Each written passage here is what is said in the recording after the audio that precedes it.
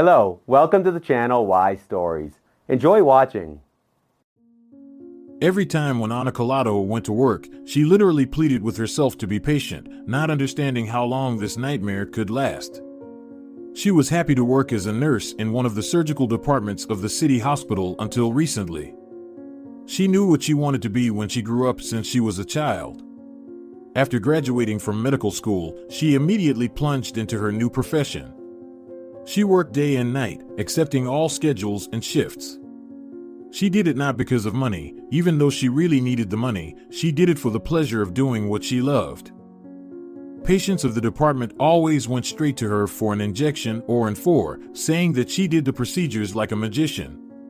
It all seemed perfect, but Ana, from the days she spent at the orphanage where she grew up, had no tolerance for injustice and lies. The fact was that the head of the department where she worked regularly deceived patients. He made unsubstantiated conclusions and prescriptions, and his goal was to get as much money out of the patients as possible. Ana, who came from a poor, remote village, saw that many people borrowed money to pay for an appointment with the local medical genius. And one day she heard the head of the department, Dr. Crispincella, telling a horrible prognosis to a fragile girl who had come with her elderly mother, and she decided to restore justice. Ana had graduated from medical school. She was one of the best students, and her professors predicted a successful career for her. The girl was still young, but already had an excellent understanding of such matters and knew that in some situations it was possible to prescribe a much more affordable treatment, and the disease itself was not as dangerous as Dr. Crispincella said it was. She heard how that girl tried to comfort her mother, barely able to hold back her tears. "Everything will be okay, Mommy. We will find the money and you will recover." In the hospital hallway, the patient's daughter made numerous phone calls to different people, and most likely the calls did not lead to the desired result. The girl sat down on the bench and cried. This was the last straw in the nurse's patience. She put herself in this poor girl's shoes at that moment. Ana waited for the doctor to come out, approached him, and started in a quiet but firm voice. "Crispincella, you know that this family obviously has no money for the treatment you have prescribed. Besides, she doesn't even need that kind of treatment."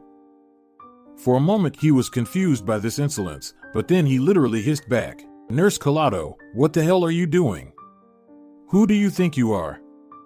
Go back to your workplace and do your job." From that day on, a living hell began for Ana at the hospital. She went to work dreading and not knowing what else Crispincella would scold her for. He felt no shame insulting her in front of the staff and the patients, and now he was scolding her for every trifle. If he could not find something to criticize in her work, he was sure to say something about the appearance of a nurse. The fact is that Ana was tall and overweight, but very charismatic. She never really cared about her appearance. The girl was heavier than her peers from birth, and she was used to insults and taunts, but it all remained in childhood. And now it became a reason for mockery from her colleagues, which is much more offensive. One morning, when Ana had just arrived at work, Crispincella walked in. He was in a great mood, said hello to the nurses, defiantly turned his back to Ana, and then turned to her casually. "Collado, I think you should lose some weight. And your knowledge is not enough to work in our department as a nurse. So I decided that it would be better and more useful for you to work as a cleaner. You'll like that job better because you're just a country bumpkin." He turned around on his way to the door and said angrily to Ana, "I hope the floors and windows will be shiny and you will change the patient's diapers regularly. Now you'll be busy doing physical work all day long, and you won't have time to think about nonsense or stick your nose in my business." He smiled and winked at Lilia, the local beauty, and headed for the exit. At this moment Ana wanted to run away, hide, or simply burst into tears, but she knew that no one would feel sorry for her or comfort her, and she was not going to show weakness in front of this tyrant. All staff from the first minutes of conflict between the country girl and the famous surgeon obviously took his side. They only laughed at the nurse, saying, "You shouldn't have argued with him. You should have done your job quietly and stayed out of his way." They hired a poor orphan from the village to one of the best hospitals in the city, and she decided to fight for the truth, her colleagues said. You should be thankful that they hired you to a famous hospital with your appearance and orphanage background. Lilia told her off. Lilia was not from a rich family, but her mother and grandmother worked 3 jobs so that the girl did not lack anything. But the beautiful girl was not interested in this, because she spent her salary in restaurants and discos, not thinking about what she would live on later. Lilia was always surrounded by crowds of suitors, and every other patient gave her flowers and sweets. The management also treated her very leniently. They would have fired anyone else for the violations that Lilia made, but they could only smile and say to her, "Lilia, pull yourself together and try to work better from now on." In response, she would lower her eyes, smile shyly and say, "I don't know how it happened. I promise it will never happen again." How could this spoiled beauty understand Ana, who had no one to take care of her? The girl could only count on herself for years. And now, she decided to be patient, no matter what it took. She needed something to live on. Now, when she was cleaning the wards or mopping the floors in the hospital hallway, she often thought back to the past, unable to understand why life was giving her such an ordeal. Ana had never met her parents, but her mother's picture was always next to her bed in her grandmother Maria's house, and she also had a very small picture that she always took with her. However, it was all that was left of her mother. When she was a child, her grandmother Maria rarely mentioned, "Stupid doctors killed her." If we had lived in the city, perhaps the city doctors would have helped her, but our village's inexperienced doctors killed my young girl. She didn't even live long enough. Sometimes she would go on, "I told her she didn't need a baby, but your mother was stubborn, and if she made up her mind, there was no chance to convince her otherwise." Ana came to only one conclusion from such lamentations: she was definitely an unwanted child. Her mother died shortly after giving birth, according to her grandmother's words. They lived in a remote village, where the only paramedic was rarely sober. Grandma Maria grumbled angrily. Your mother, Ramona, decided to become a city girl. She ran away to start a new life, and when she got pregnant by some unknown man, she decided to come back to me. At such rare moments, Granny wept silently, wiping away a tear with the corner of her handkerchief, but if Ana tried to ask something about her father, Granny would immediately change the subject. Your father is like a wind in the field, like a hurricane in the sky. You cannot find or catch him. Go, and never ask about him again. The girl knew that her grandmother would not say anything else. On such days, Grandma would walk around frowning, muttering something to herself, probably scolding the unknown father.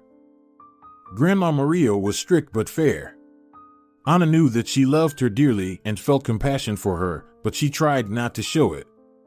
They lived poorly, but the girl always had everything she needed. Her allowance was low, and her grandmother worked almost until her last day, cleaning floors in the local store and at the post office. Neighbors helped out in any way they could by bringing them old children's clothes and school supplies. Grandma gladly took all the items and thanked them. And in the evening, Maria would go out on the terrace and carefully inspect all the items, selecting only those that were still in good condition. She washed and ironed them, and in the morning Ana had beautiful outfits, almost as good as new. Why are you standing there? Did you fall asleep? The shout of the head nurse brought Ana back from the past. If Crispincella sees you idling around here, you won't get a bonus for sure, she added and walked off down the hall. Ana sighed and thought that she could forget about the bonus now. The vicious Crispincella would do his best to make sure she didn't get it.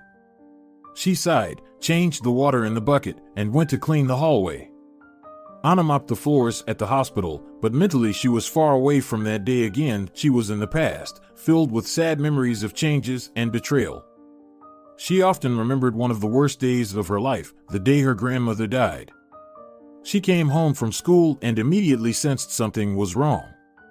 There was no smell of food in the house, and her grandmother made no noise with the dishes. She always made lunch for her granddaughter when she came home, but that day she saw her lying on the floor by the door with her eyes open as if staring at the ceiling. Ana first tried to call out quietly, "Grandma, why are you lying on the floor?" Ana was only 12, but she realized that something irreparable had happened. She rushed headlong to the neighbors, crying. It was either the tears or the rain, or most likely both, that blinded her eyes, and the girl almost fell several times, but tried to run as fast as possible. She was scared in her heart, thinking that the faster she ran, the faster they would help her grandmother. After crossing the neighbor's threshold, Ana started waving toward her house and whispering, "Grandma, Grandma's there." She sat down on the floor, exhausted, and then it was like a nightmare. Almost all the neighbors came to their house. Everyone was sobbing, stroking her head, and wailing, "You are an orphan now.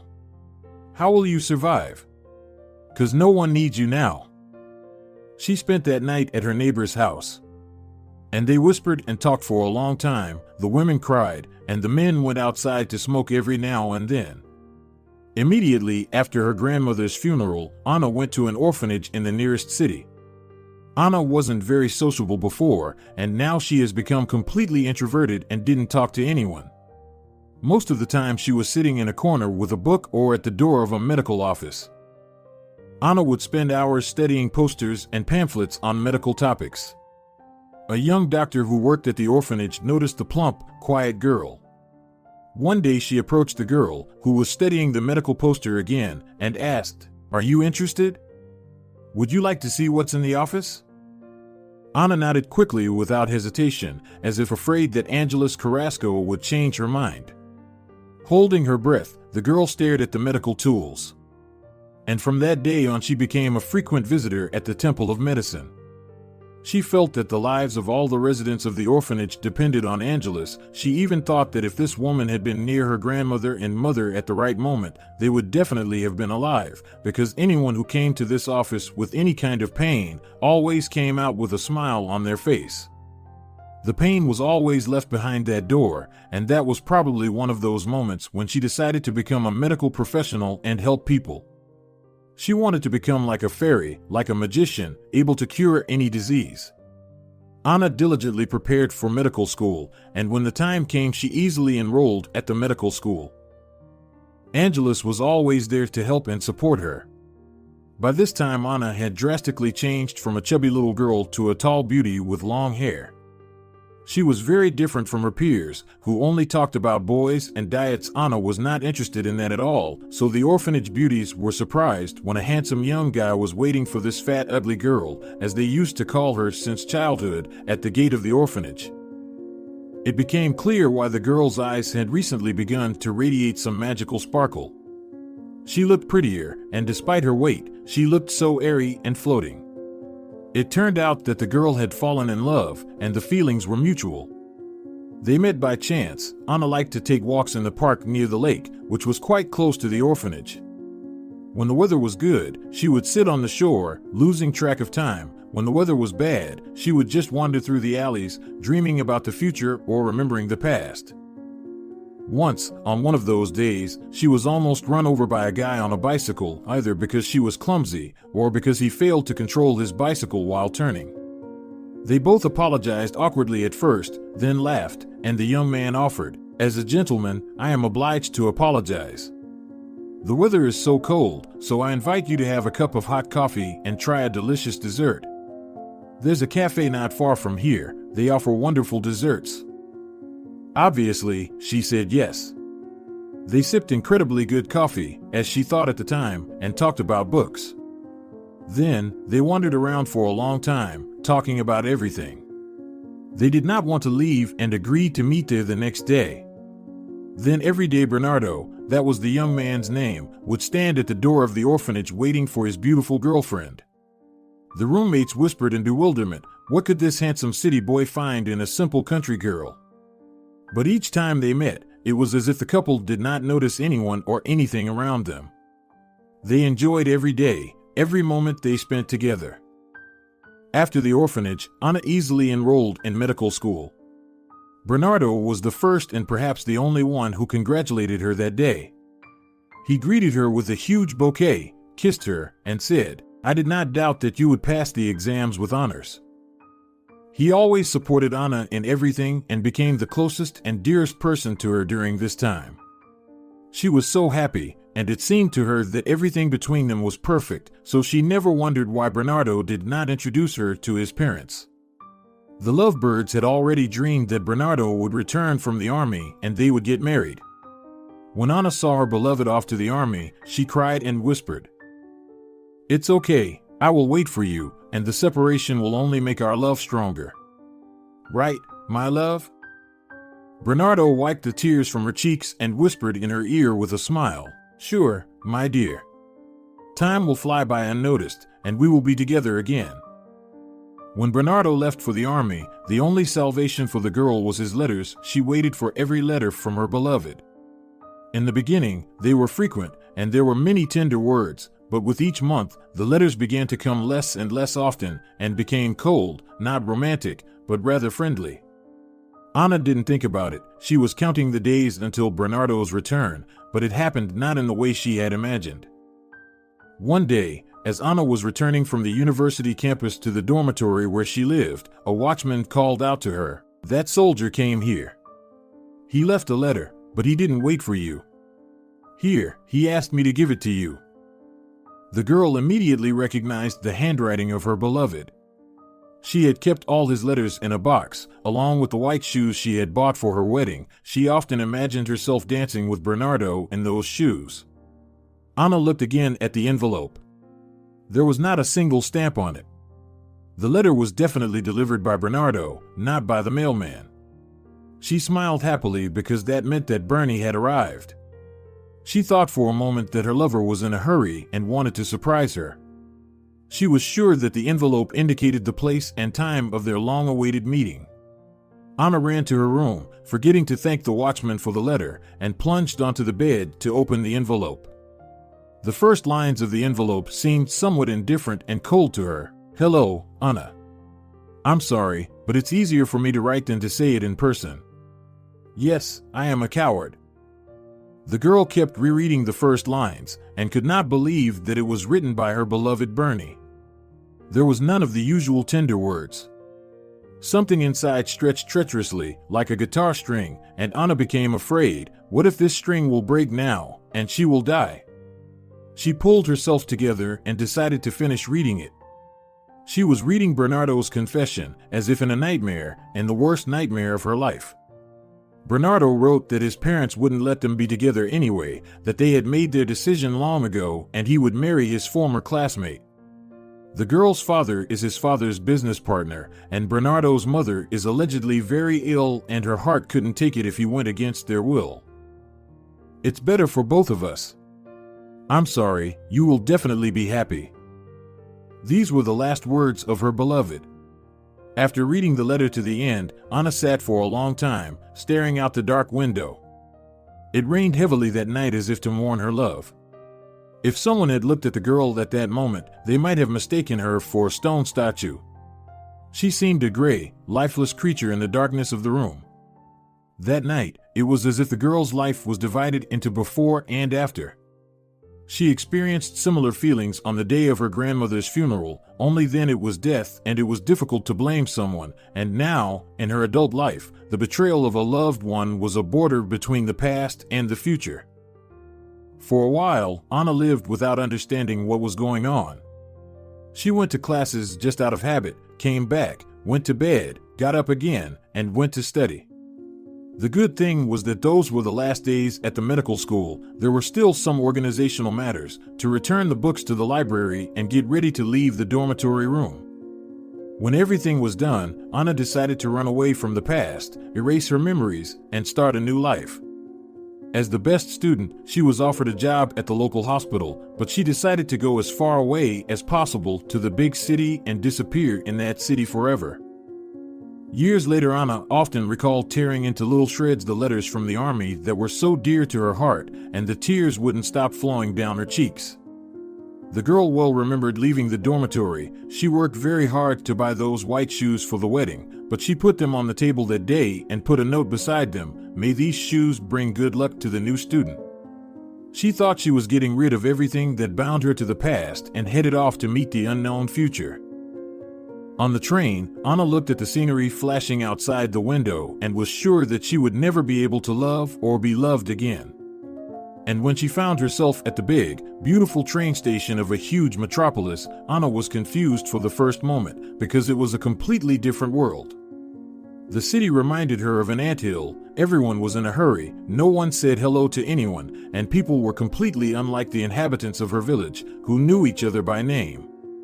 Everyone in the city was busy with their own thoughts, living their own lives. Ana, finding herself in this new hectic world, realized that now she had to settle down and start living again and learn a lot of new things. The girl could not find a place to live for a long time. Fortunately, during her studies, she worked part-time at a hospital and saved up money for her wedding. After everything that had happened, Ana decided to use the money she saved for new purposes and a new life. When she left for the city, she thought this stash would be enough for a long time, but it turned out that she couldn't even rent a decent place with this money. When she completely lost hope, she came across a small piece of paper on a bulletin board near the train station. Ana was happy with the price the landlady had quoted on the phone. It was almost all of her money, but she had no choice.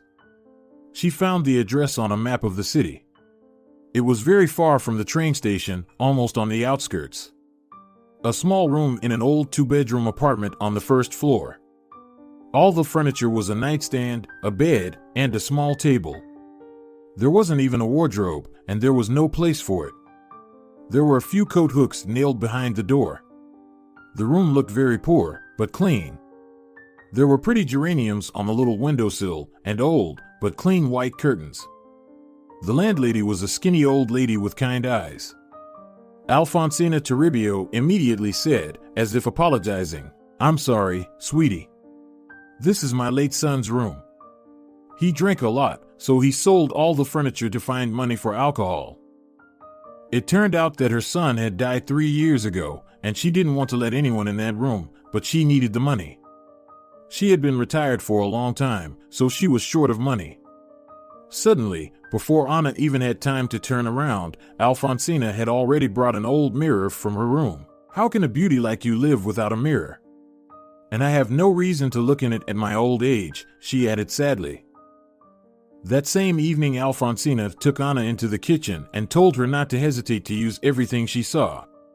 On the first day, the girl went to look for a job. She graduated with honors from medical school, so she was immediately hired at one of the city hospitals. Working in the surgery department was not easy, and it took a long time to get to the hospital, but Ana was okay with that. She worked all her shifts and took extra work.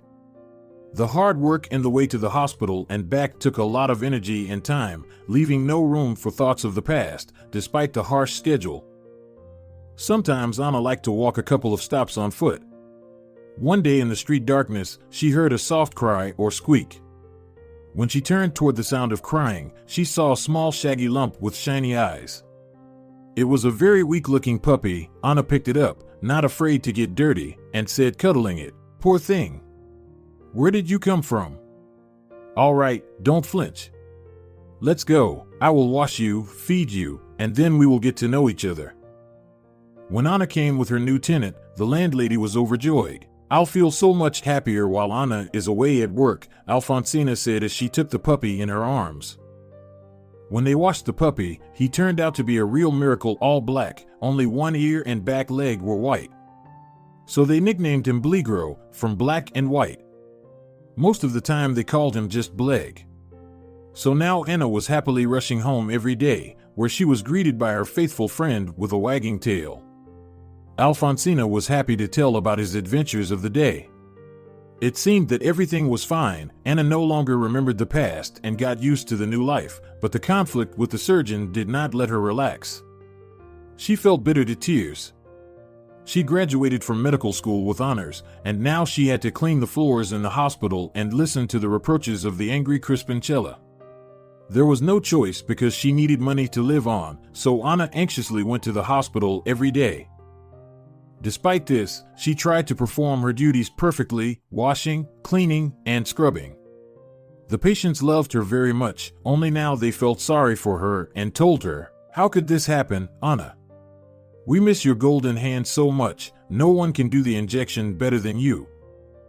But the girl answered, smiling sadly, "Well, maybe later things will get better, and I'll start giving you injections and IVs again." She really hoped that someday Crispinchella would change his anger for mercy and let her return to her previous duties. But nothing changed, and Ana continued to clean the ward every morning. Every day began with Crispinchella demanding that the VIP rooms should be perfectly cleaned. These were several rooms, separated from the rest of the ward with an archway of plants. Every VIP room had a small refrigerator and a TV set. An air conditioner worked in the summer, and the room could be optionally extra heated in the winter. There was also a humidifier, and even the menu was special, dietary, but exquisite and served right in the room. The attending physician of the patients in these rooms was Crispinchella himself. He spent most of his time here, fawning over each patient. Obviously, one day in this room cost almost as much as Ana's salary for a month, and often the relatives of the patients also handed the weighty bags with presents to Crispinchella. It seemed to Ana that he waited for this every time. Sometimes when he received a bag of gifts, he looked inside it and was disappointed. His attitude immediately changed. He said goodbye to the patients coldly and immediately left.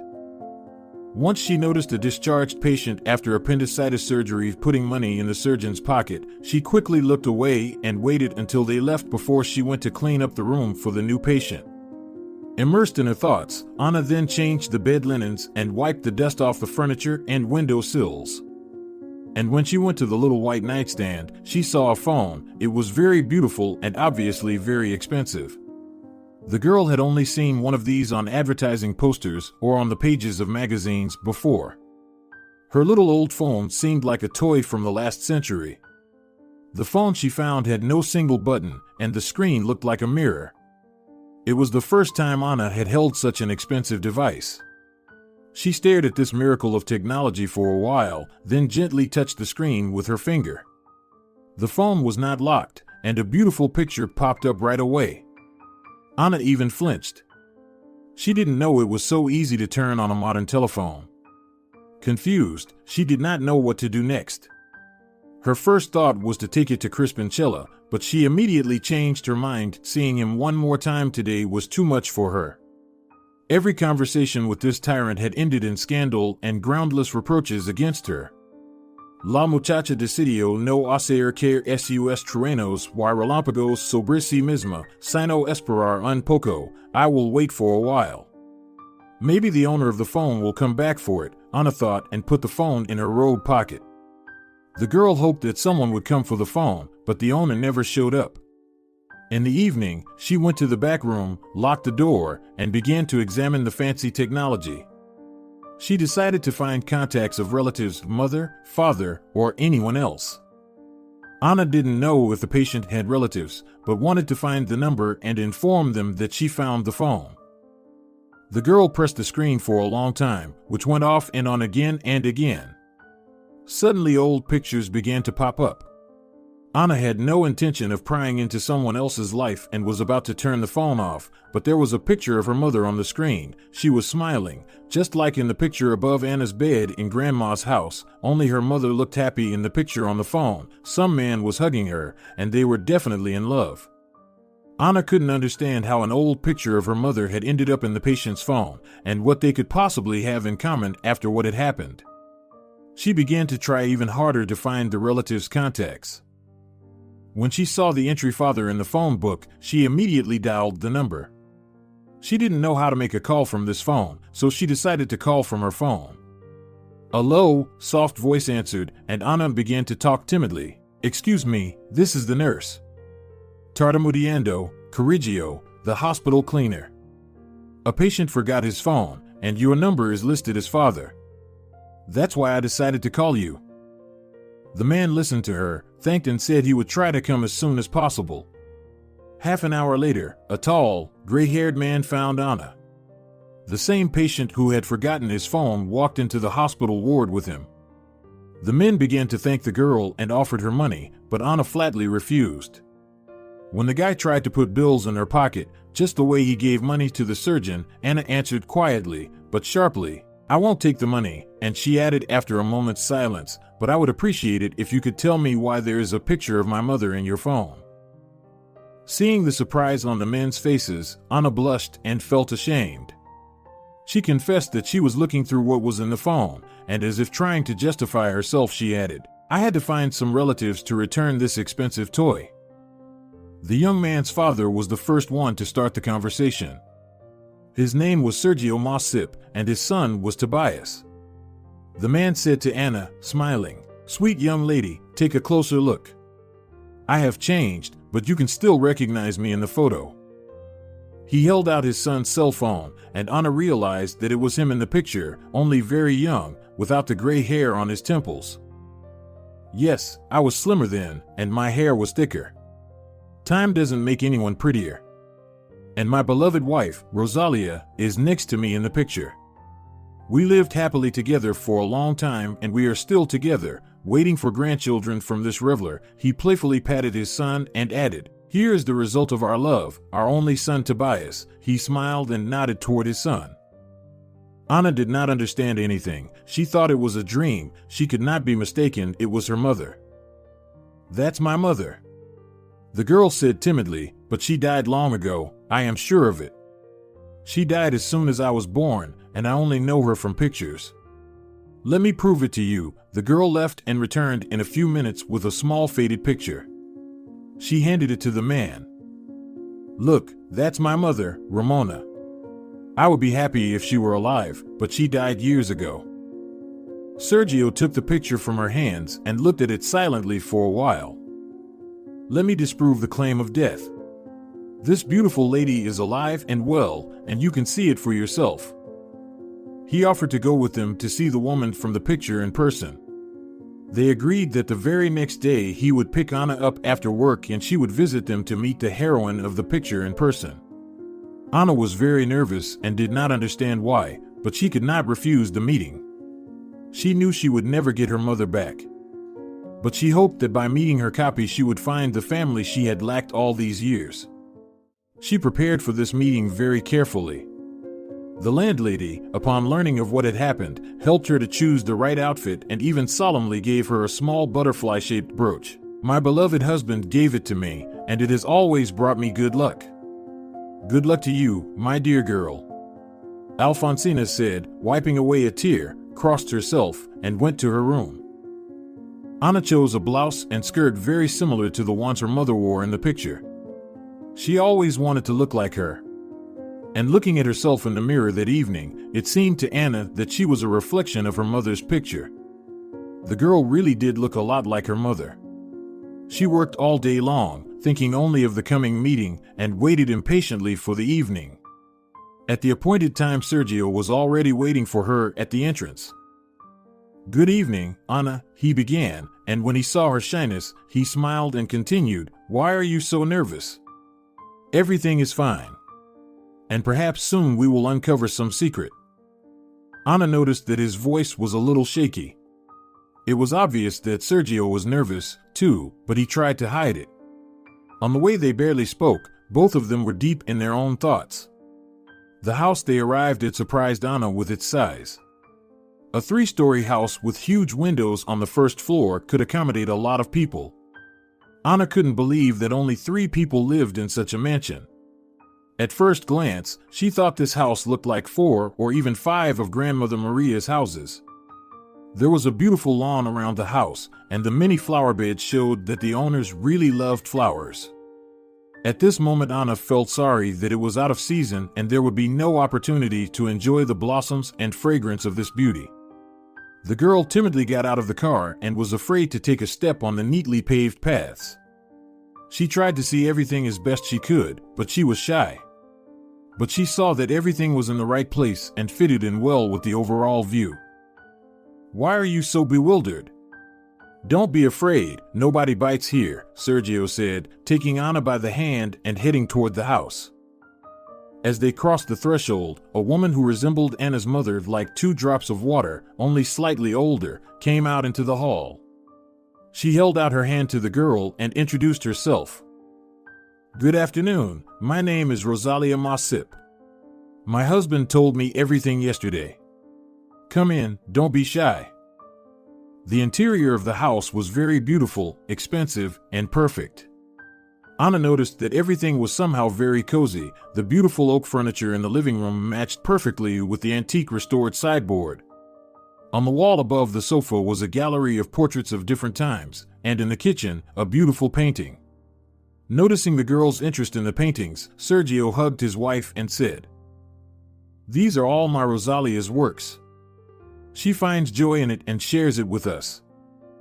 As they sat around the table looking at the family photo album, Ana couldn't understand how Rosalia couldn't have known about her sister. When they were having tea in the kitchen, the hostess, holding a photo of Anna's mother, spoke with great sadness. "I don't understand how this could happen. I have always lived with my parents and was the only very beloved daughter. They did everything to make sure I didn't need anything. Wait, let me show you a picture of my wedding with Sergio. They are so happy there," she said sadly, and quickly returned with a picture of the wedding with an elderly man and woman holding hands and smiling happily. Rosalia said quietly, "A year later Mommy passed away, and 2 more years later Daddy's heart stopped." That evening Rosalia and Sergio asked a lot of questions about the life of Ana and her mother. But what could she tell if she had never seen her? Only that she missed her mother's affection and care, that she wanted to cuddle up and tell about all her girlish troubles when she was a teenager. When Ana was about to go home, they already felt as if they were longtime and good friends. The hosts asked her not to disappear and to visit them sometimes. Sergio decided he had to get to the bottom of what had happened.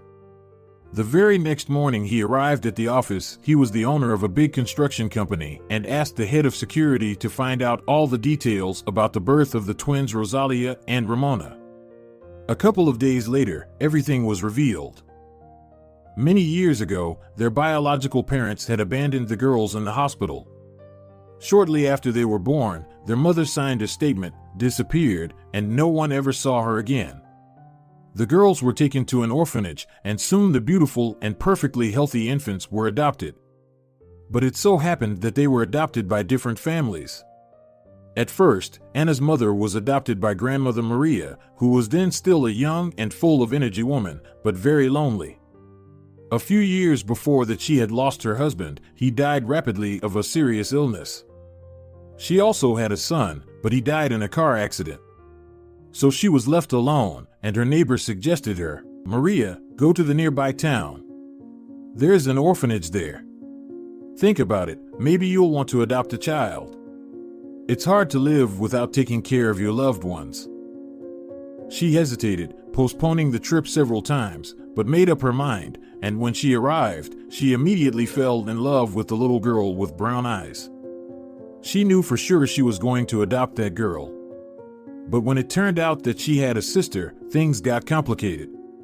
The director of the orphanage persuaded her to adopt both of them, explaining that it was not right to do otherwise.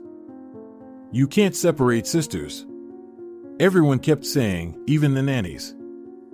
The woman realized that she couldn't afford to raise 2 girls in a remote village. She didn't have enough money. But luckily for her, it turned out that a young couple from another town wanted to adopt a second baby. And so it turned out that Ramona, Anna's mother, grew up in a small village with her mother Maria and the second sister of Rosalia in a city hundreds of kilometers away in a well-to-do family. Ramona got all her outfits mostly from her neighbors. And Rosalia's father brought her clothes from abroad, where he was often on business trips. But none of the sisters, even though there was a blood relative somewhere.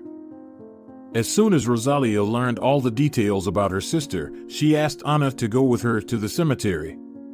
The next weekend Sergio took them to the village where Ana was born and had lived for some time.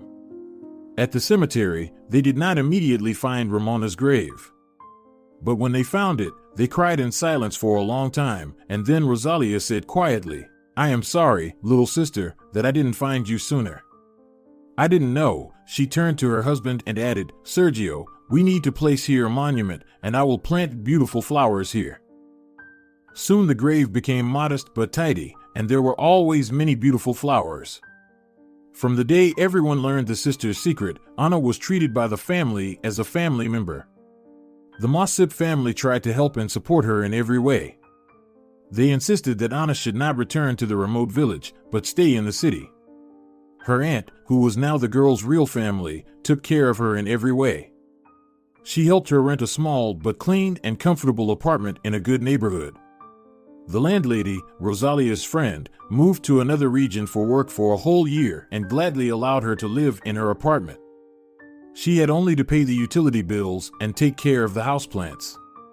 Everything was going great, but there was still one problem. Ana was still cleaning floors instead of doing what she loved, helping people. When Sergio found out that Ana was the best student at medical school, he asked in surprise, "Is the only thing they teach there to do is change diapers and mop the floors?" Ana couldn't stand it and told Sergio everything. When he found out about the conflict with the surgeon and that he was taking bribes, he quickly solved the problem. It turned out that his longtime friend worked in the Ministry of Health, and after learning about what was happening in the surgical department of the city hospital, he initiated an inspection. It went quickly and effectively, and as a result, Crispincello was fired, and he was not the only one. It turned out that a couple of other doctors and the head nurse of the department were involved in everything that was going on. They can never work in the medical field again.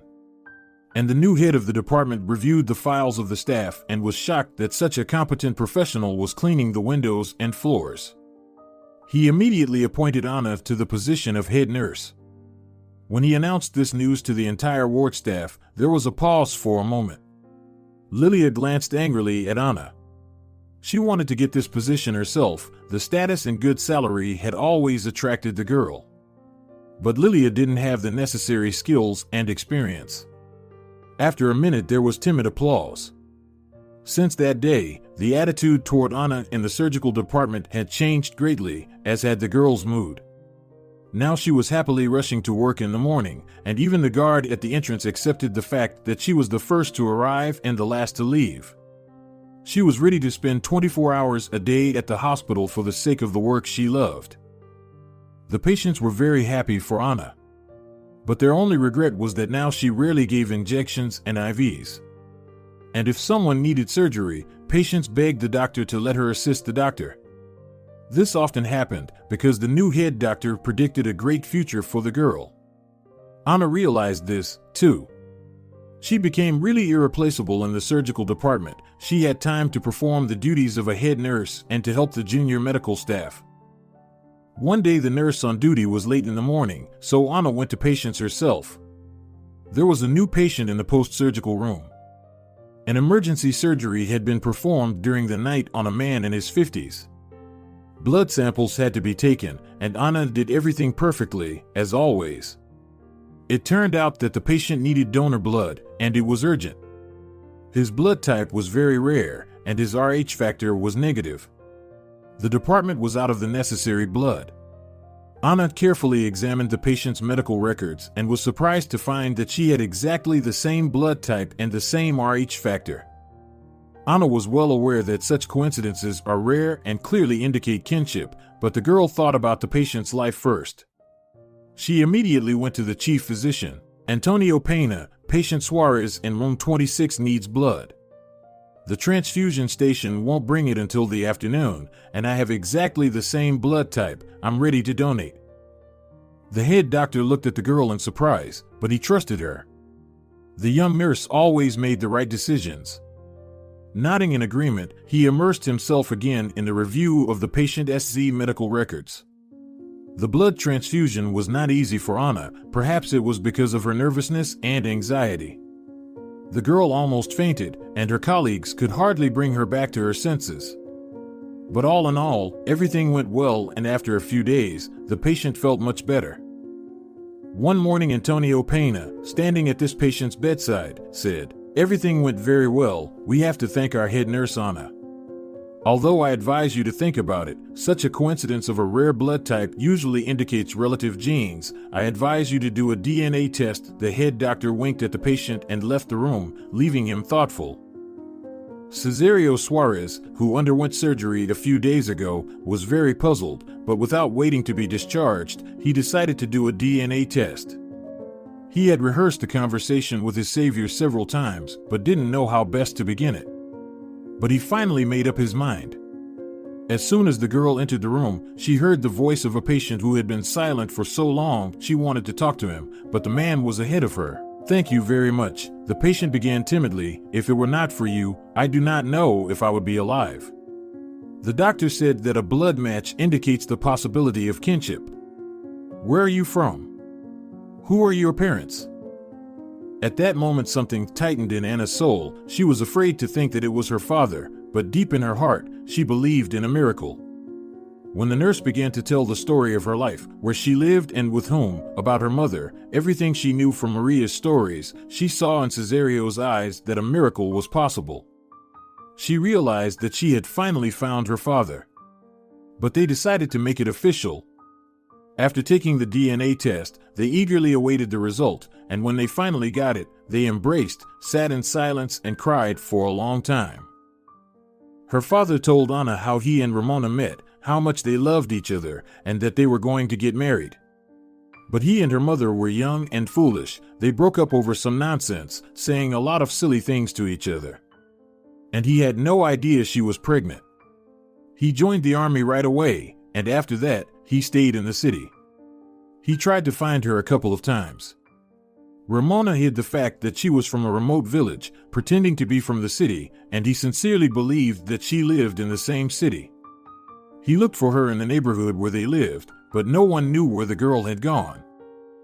They sat in silence in the hospital room for a couple of hours, holding hands, unable to believe what had happened. The father cried, stroked Anna's hair, and whispered, "Forgive me, my daughter, for heaven's sake, forgive me. I have no family, no children. I thought I would die alone. I lived with my wife for 20 years. God never gave me any children, and he took my wife to heaven. She died 2 years ago. And now I'm so happy I have a daughter." He could not believe what had happened. That evening they sat hand in hand for a long time and talked about their lives. Ana finally could rest her head against her father's chest and talk about all the troubles, sorrows, and joys, as in childhood dreams. The local newspaper found out about the happy meeting of father and daughter, and within a couple of days, the story of their life was on the front page. The front page had a picture of a smiling Ana hugging her father. After Cesario was discharged from the hospital, he insisted that his daughter should move in with him. "Why do you need to rent an apartment and pay for that? I live alone in a big house. There is enough space for 2 people, he told Ana. "Move in with me, it's more fun together. I'm at work every day, just like you, but we can spend evenings together, talking and drinking tea."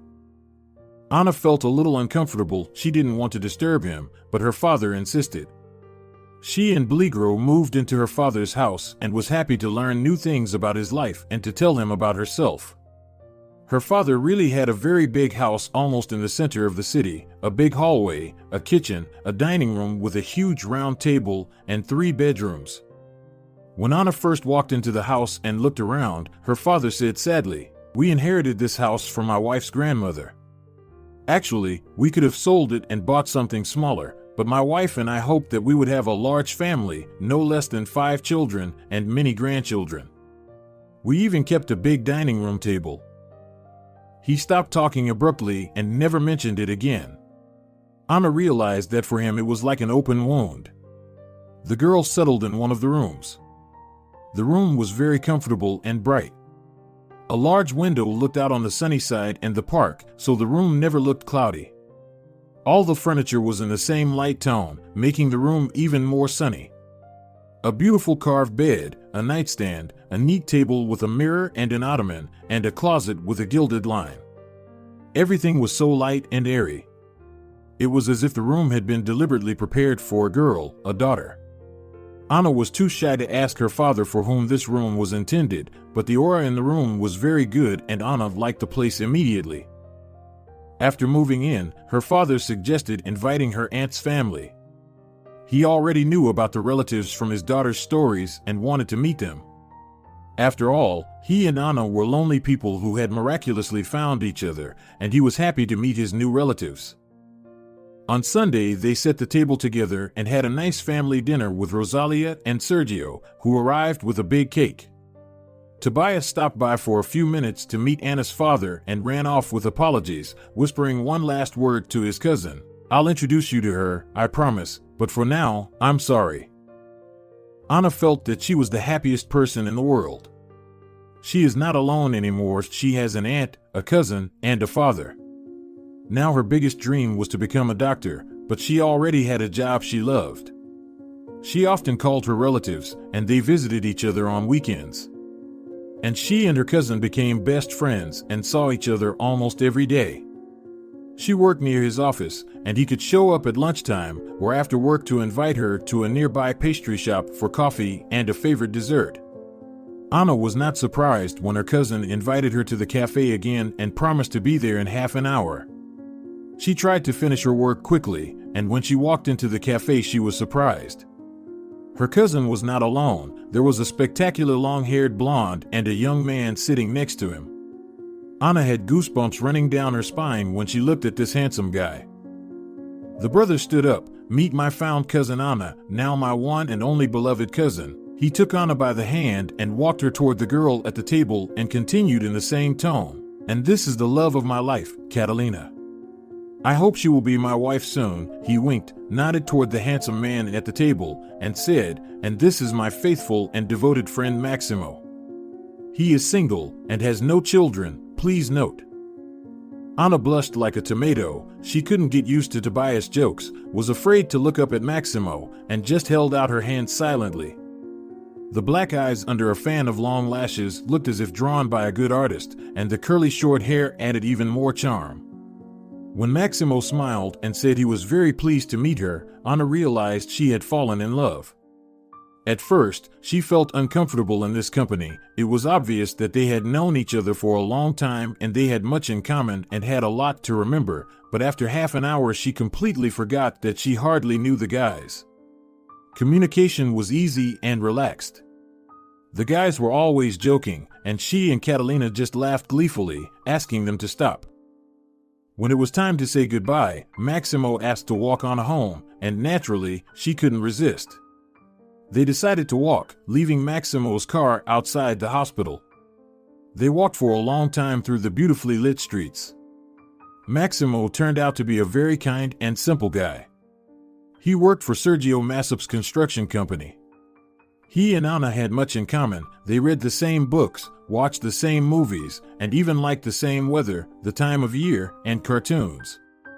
That night they both didn't want to part, but it was already midnight, and they agreed to meet the next day. At night Ana went to bed smiling happily. Ana didn't remember the bitter love experience of the past anymore, but only waited for the next day to come soon. Ana wanted to see Maximo again and talk about anything. She just wanted to be with him. They began to see each other every day, and a week later Maximo came to pick her up from work with a huge bouquet of beautiful flowers. "Ana, please listen to me. I could only dream of someone like you. I knew right away that this was the kind of wife I wanted to have by my side. Marry me. Maybe it's silly to hear this after a week of knowing you, but I love you."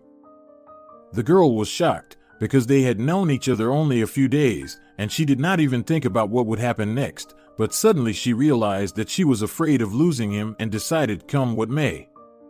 Unexpectedly to herself, she suddenly said, "Maximo, I agree." That same evening he took her home to introduce her to his mother. The boy's father died at a construction site a long time ago, when the boy was not yet 3 years old, and his mother raised him alone. Elena turned out to be a very nice woman of short stature with kind eyes. When she saw that Ana was very nervous, she immediately said, "Ana, don't worry, I won't eat you. Moreover, now my son will always protect you and will not let anyone hurt you." Walking the girl into the living room, she said that her son constantly talked about his Ana. Elena confessed that she forced him to bring Ana here. As they were having tea with Elena's favorite cake, Maximo said, "Mom, I proposed to Ana today." She said yes. "Let's go to her father soon, I'll ask his permission." The woman, holding back tears, walked up to the girl, hugged her, and said, "I am very happy for you. I am very happy that my son will have such a wonderful wife. I hope your father will not mind your marriage." The next weekend Ana nervously set the table. Her father helped by setting up the chairs and dishes. Ana invited everyone to the dinner party: Rosalia, Sergio, and Tobias. Ana's nervousness quickly faded. Everyone seemed to have known each other for a long time. At the table, they actively discussed how and where they would celebrate the wedding, what kind of champagne they would drink, and how to organize everything. It was as if they had already decided everything for the young couple without even asking them. Maximo only cheerfully tried to interrupt. "Maybe you could ask Ana and me?" To which Sergio replied with a wink. "Your only task is to love each other and kiss each other at the wedding, so go ahead and practice. And we'll help you organize the wedding." Time went by. They decided to set up that big table in the living room of her father's house for their wedding anniversary. Everyone came except Ana herself. Coincidentally, this was the moment when everyone could not sit down at the table until they heard the news from the maternity hospital. Earlier that morning, Ana had gone into labor and Maximo took her to the hospital. And now the table was set with the most exquisite dishes, but everyone was waiting. Only Sergio and Cesario escaped to the kitchen for a moment and quietly drank to Ana's health. Maximo's phone rang with triple force. After listening to the speaker, he happily threw the phone on the couch, hugged his mother, and shouted, "Mom, congratulations on your new position. You're a double grandmother now, and I have 2 daughters. I'm the luckiest father." Something incredible started happening in the house. Everyone was hugging, kissing, and congratulating each other. That night they drank not only to the happiness of the young couple, but also to the health of mommy and daughters. But instead of a festive fireworks show, the news sounded at the table. Tobias and Catalina decided to get married, too. But there was another surprise for everyone present. Ana's father stood up and said, "That's it, it's time. I want this date to be a memorable one for all of us. We are now grandparents and have the right to say whatever we think. Elena, marry me. Let everything be right for everyone." Elena was confused, but to the applause, she could not refuse and kissed her fiancé. If you're enjoying it as well, leave a like and subscribe.